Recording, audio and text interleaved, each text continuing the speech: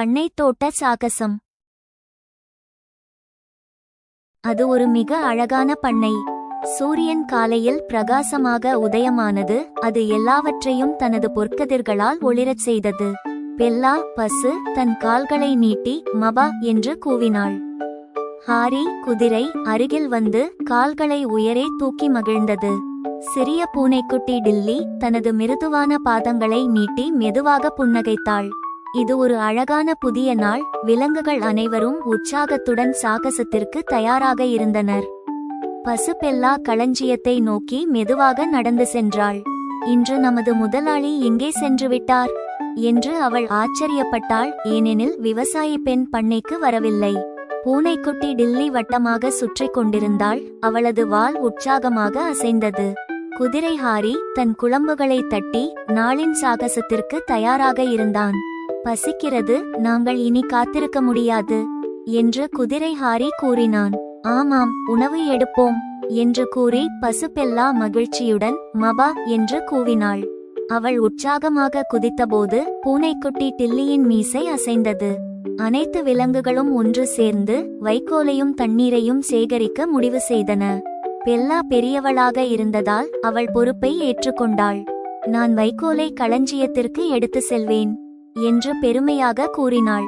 அவள் முதுகில் வைக்கோலின் பெரிய குவியலை சமநிலையாக வைத்துக்கொண்டு மெதுவாக களஞ்சியத்திற்கு சென்று கொண்டிருந்தாள். டில்லி அவளுக்கு பின்னால், ஹாரி அவளுடைய பக்கத்தில் இருந்தனர். குதிரை ஹாரி தண்ணீர் கொண்டு வர கிணற்றை நோக்கி விரைந்து ஓடினான். நான் கிணற்றுக்குச் சென்று வாளிகளை நிரப்புவேன் என்று கூறினான். ஆனால் கிணற்றில் வாளி எதுவும் இல்லை. அதை பார்த்த ஹாரி ஆச்சரியமாக இருந்தான். பூனைக்குட்டி டில்லி சிறியவளாக இருந்த போதிலும் மிகவும் உதவிகரமாக இருந்தாள். நான் உதவி செய்கிறேன், நான் மிகவும் சுறுசுறுப்பானவள் என்று கூறி பழைய வாளியை எடுத்துச் சென்றாள். அவள் அதை பூர்த்தியாக நிரப்பி பெருமையாக, இதோ பாருங்கள், தண்ணீர் நிரப்பிவிட்டேன் என்று கூறினாள். பெல்லா களஞ்சியத்திற்கு வைக்கோலை எடுத்துச் சென்று அது பரவி கிடந்ததை பார்த்தாள். இது நான் நினைத்ததை விட சிரமமாக உள்ளது என்று கூறினாள். எனக்கு உதவி வேண்டும் என்று அவள் கத்தினாள். ஹாரி தண்ணீருடனும் டில்லி வாளியுடன் வந்து சேர்ந்து, நாங்கள் உதவ இங்கே இருக்கிறோம் என்று கூறினார்கள். நாம் அனைவரும் ஒன்றாக சேர்ந்து சரி செய்வோம் என்று டில்லி கூறினாள். அவர்கள் அனைவரும் சேர்ந்து வைக்கோலை சரி செய்தனர். அப்போது ஒரு முயல் பண்ணைக்கு வந்தது. நான் எனக்கு சிறிது உணவு தேடி வந்தேன் என்று கூறினான்.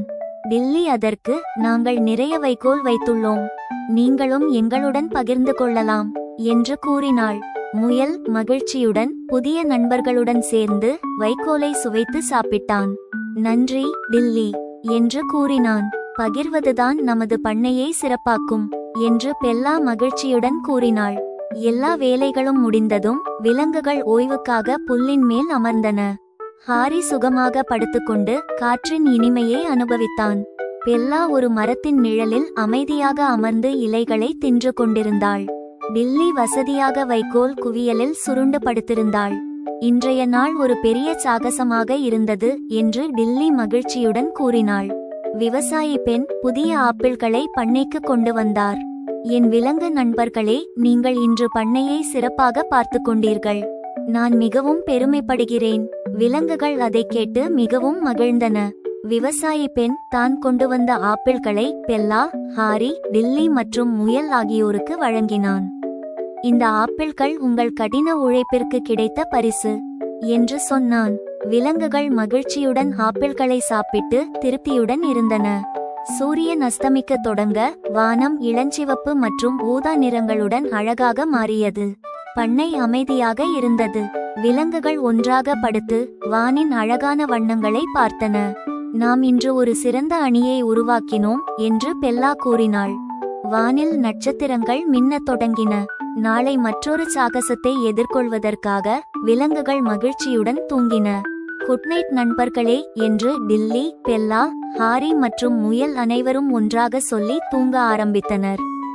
நட்சத்திரங்களின் கீழ் விலங்குகள் தூங்கின.